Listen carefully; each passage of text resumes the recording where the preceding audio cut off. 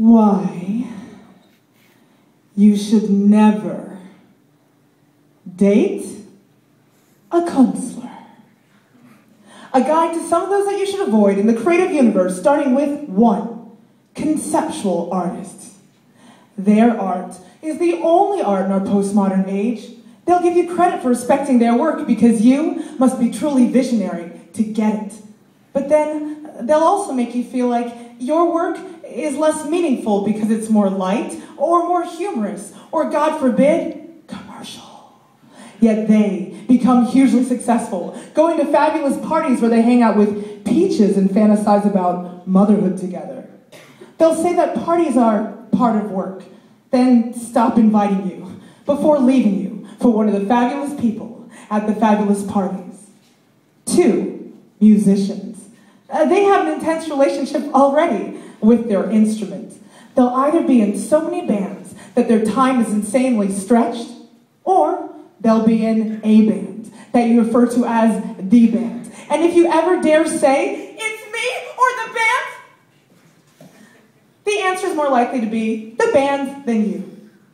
The connection they have with the band makes you jealous, so you go to as many gigs as you can until you know that set as well, if not better than the band, who sometimes are so drunk they can just about remember the songs. And then they'll be touring, and there'll be that one girl after that one gig, or maybe a few girls after a few gigs, and after many girls and many gigs and many tours, musician either leaves you for one of them or for the band. 3, poets. Oh, my dears, steer well clear. They're dreamy or moody or intense, or, if you're really lucky, all these things at once. They feed on the highs and lows of human emotion, but they're ever so charming in this delicious way that curls around your skin. But they are all alcoholics. Worse than musicians. No, seriously, they will definitely drink more than you. But you love words, and they make them sound so good, and that's so hot, and they are fantastic in bed. So much so, you forget the flaws, thinking, I can work around them. But the mood swings, and the jealousy, and the intensity will come back to haunt you between those multi-orgasmic sexual marathons. And then, one day your poet receives a compliment from someone in the audience of a spoken word event who tells poet, your work is awesome, I've seen you a few times.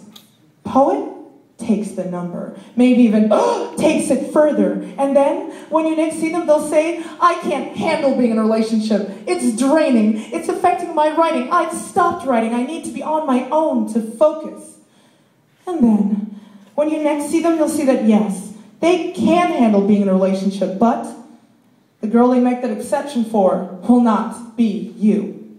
So, you had enough. You go on a date with an accountant. You go on a date with a brain surgeon. You go on a date with a social worker, but it's just not working. You're about to give up altogether, and then you meet the web developer who's chilled out and totally into you, who may be able to make you a website. It's almost too good to be true. But you miss having intense debates about Turner Prize winners, and one night at dinner, you wish that they would suggest a book for you to read for a change. You invite them to go to a Wolfgang Tillman show at the Tate, but they don't want to go. So you go on your own and sit by yourself after in the cafe. The person sitting next to you says, what are you writing in your notebook? You're all, what are you drawing in yours? But honestly, you didn't see it coming.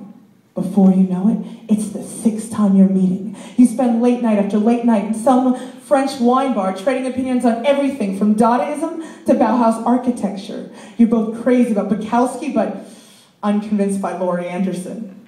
And before you know it, you left the web developer for an illustrator. And the affair doesn't last, but who cares? You know you are doomed to keep dating artists.